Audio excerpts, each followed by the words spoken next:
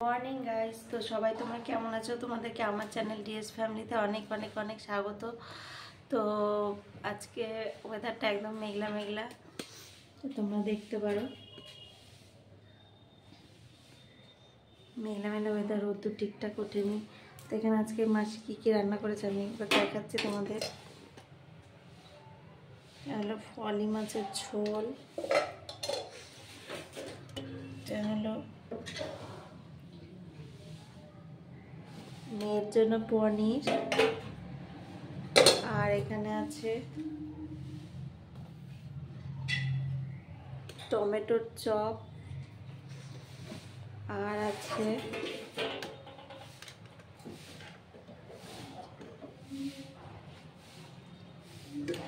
ডাল।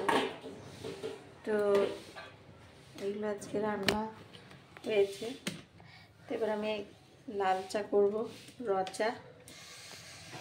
তো তোমরা দেখতে থাকো আমি লাল চাটা বানাচ্ছি।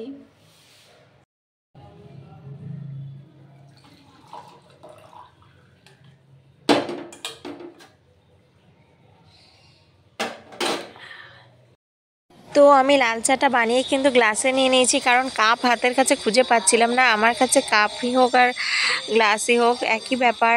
আর কারা কারা তোমরা গ্লাসে চা খাও আমাকে কমেন্টস করে কিন্তু জানিও।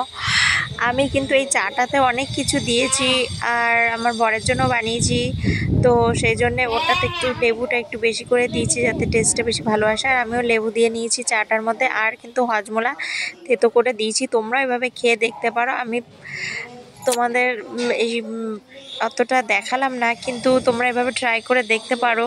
চাটা খেয়ে কিন্তু ভালোই লাগবে তোমাদের, আশা করি। তো চলো, যেহেতু আমার রান্নার মাসি রান্না করে দিয়ে যায়, তো সেই জন্য আমার কিন্তু খুব একটা ঘরে কাজের চাপ নেই। রান্না করে বাসন মাজার লোক আছে, সেও বাসন মেজে দিয়ে গেছে। তো সেই জন্য আমার এখন কিন্তু চাপ নেই। তো আমার জলের বোতল আছে কটা, তো সেই বোতলগুলোকে আমাকে ভরতে হবে। আর কিছু কাছাকাছি আছে, সেগুলো করে নিলে হবে। আর বরের জন্য এখানে খাবারটা বেড়ে নিলাম। দেখো এখানে তোমাদের তো দেখিয়ে দিয়েছি কী কী রান্না হয়েছে। তো ডালটা মনে হচ্ছে একটু সেদ্ধ হতো, তো কী আর করা যাবে বলো। রান্নার মাসি যা রান্না করে দিয়ে গেছে সেটাই এখন খেতে হবে। উনি অনেক সকালে আসে, তো রেঁধে দিয়ে চলে যায়, সেজন্য নাকি বলারও কিছু থাকে না আর কি, যেহেতু আমরা সেই টাইমটা ঘুমিয়ে থাকি। তো এরপরে ঘরে কিছু কাজ ছিল, তো সেগুলোকে আর কি, ঘরে কিছু শাড়ি, সেগুলো আমি এখন গুছিয়ে নিচ্ছি। এই শাড়িটা কিন্তু অনেক বছরের পুরনো একটা শাড়ি, আমার পিসি আমাকে আমার বিয়ের আগে দিয়েছিল, তখন আমি ক্লাস 9-এ পড়তাম।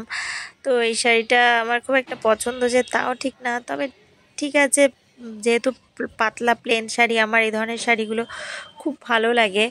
তো এই শাড়িটা পুজোর মধ্যে আমি পেয়েছিলাম, তো এটা পিসির দেওয়া একটা স্মৃতি। তো আমি শাড়িটাকে ভাঁজ করে নিচ্ছি। এটা পরে আমি শর্টস ভিডিও করেছিলাম ফেসবুকে, তো তোমরা দেখতে পারো। তো এই শাড়িগুলো ভাঁজ করা একটু ডিফিকাল্ট হয়ে যায়, যেহেতু পাতলা একদম ফিনফিনে। তো এই শাড়িটা দেখো, এই শাড়িটা আমি বিয়ের পর একবারই আমাকে আমার বৌদি দিয়েছিল। তো এই শাড়িটা পুজোতে পাওয়া আর কি।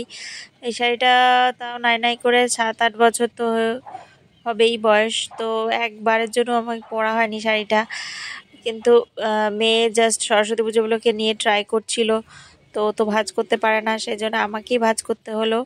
ভাঁজ টাজ করে এখন এগুলো আলমারির মধ্যে আমি গুছিয়ে রেখে দেবো। শাড়িটা অনেকটা চওড়া, বড় হওয়াতে গুছাতে একটু ডিফিকাল্টি হচ্ছিল। আর এই শাড়িটা, এটা আমার একটা ফেভারিট শাড়ি আর মধ্যে পরে। তো আমি শাড়ির সঙ্গে ব্লাউজটা একদম আটকানোই রয়েছে। তো এই শাড়িটা আমি সুন্দর করে গুছিয়ে নিচ্ছি। এগুলো সব আলমারির মধ্যে রাখবো ঢুকিয়ে, কারণ শাড়িগুলো এখন আর আপাতত পরা হবে না, কাজ মোটামুটি শেষ হয়ে গেছে। তো গাইস, এবার আমি যাব, রেডি হব শর্টসের জন্য। তো আমি কিভাবে কি রেডি হই সেটা আমি রেডি হয়ে তোমাদের সামনে আসছি, দেখতে থাকো।